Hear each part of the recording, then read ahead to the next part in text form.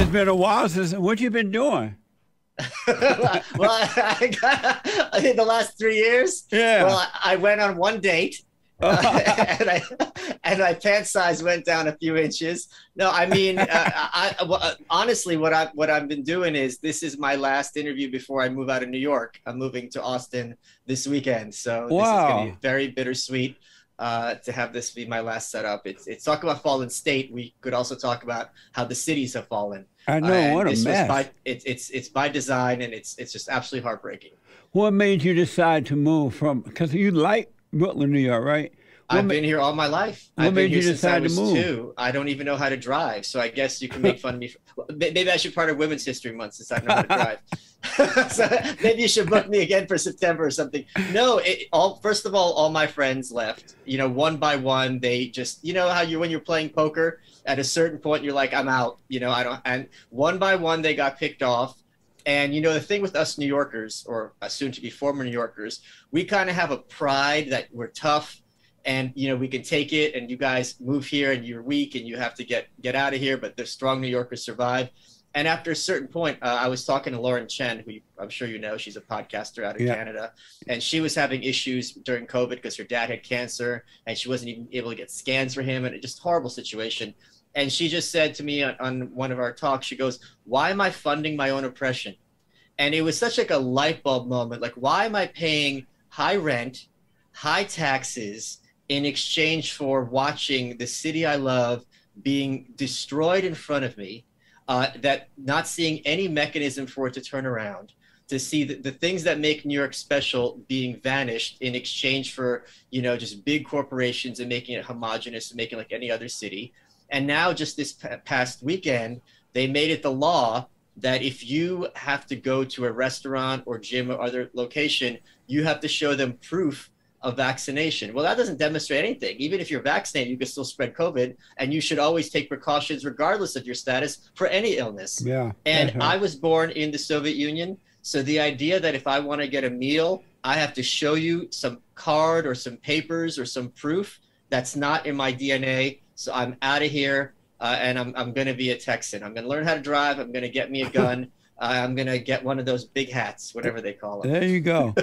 Why do you think that the Democrats are deliberately trying to destroy the cities, like Los Angeles, and New York, California, New York, and most of the major cities? Why is that, you I think? think there's plenty of blame for both parties to be had. You saw Mitch McConnell telling people if you don't get vaccinated, there's going to be more lockdowns, as if the lockdowns aren't a choice that many of these governors and mayors are making. You Yeah. saw Governor Hogan in Maryland.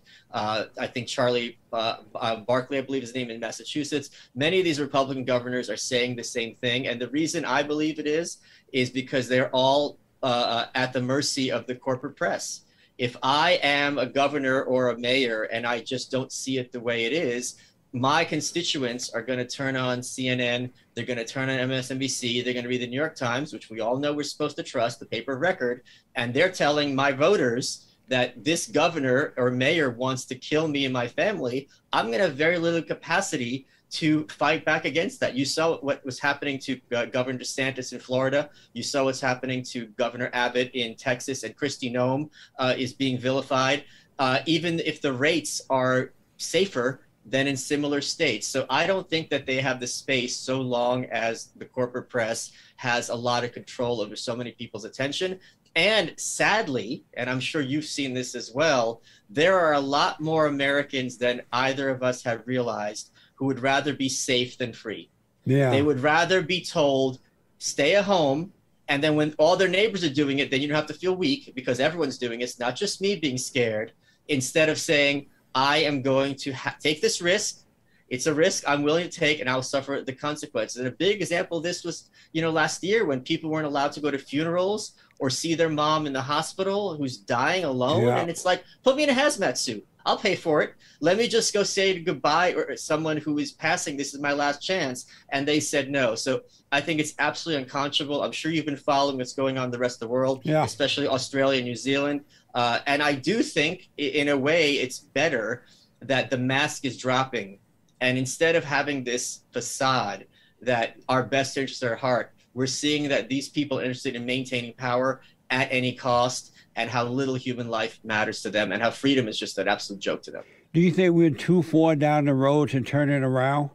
Oh, no, no, no. I think it has to get worse before it gets better. Amazing. I think it's kind of, you know how like if you have a bad marriage or a bad relationship and it's kind of sucky, you kind of knuckle under, you're like, all right, this sucks, but I don't want to be alone. I'm going to kind of work my way through it. And at a certain point, if the person's cheating or if they're stealing from you, then it's easier. Then it's like, there's no argument here. I'm out the door. You're a horrible person. Whereas if they're just annoying, you can deal with it for many, many years. So I think that more and more people are realizing that you can't trust anything the corporate press says. And I think that is going to be a very healthy thing.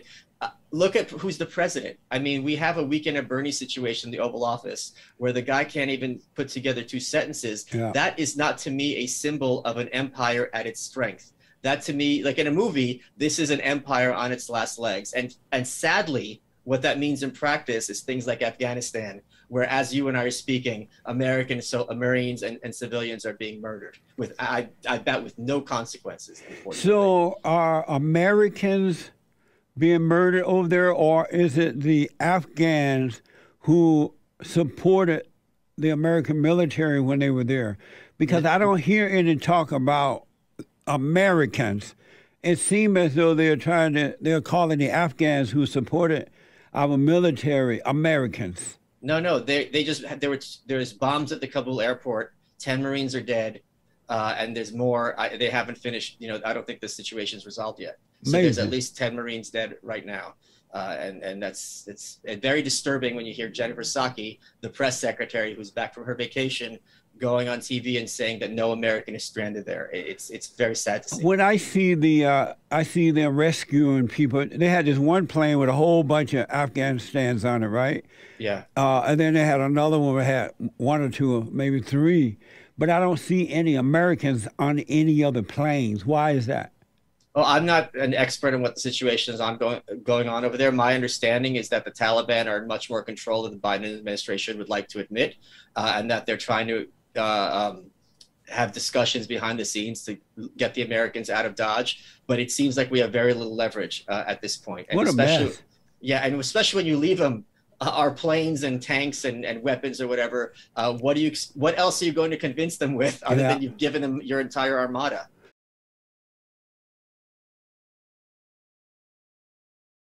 So, Michael, you are an anarchist. Yes, sir. Is that like Antifa or Black Lives Matter? Are you like one of those people? No, I don't think I'm like one of those people, but Antifa does in some ways invoke the black flag, but I'm certainly not. What is an anarchist exactly? An anarchist is someone who believes you do not speak for me and everything else is application. Oh, I see. You don't run around burning down buildings and stuff. No, sir. I respect people's property and safety. Why did you decide to become an anarchist? Because it's true. Because the concept that the government has any moral right to tell you how to live your life is an absurdity. The idea that, you know, because a lot of people sign a piece of paper that has any claim on my freedoms or my liberties makes no sense. And the only reason we even consider it as a possibility is because we're taught to the contrary in government schools since kindergarten. Yeah. So just because, you know, Governor Whitmer or Mario Cuomo or even Governor Abbott or Ron DeSantis tell me how I should live my life, if I'm living peacefully, I can respect their opinion, but they have no moral right to impose their will upon me. Nor do my fellow countrymen, for that matter. I know you're doing a podcast about these things and other things. Yeah. Are you doing other things to maintain your freedom?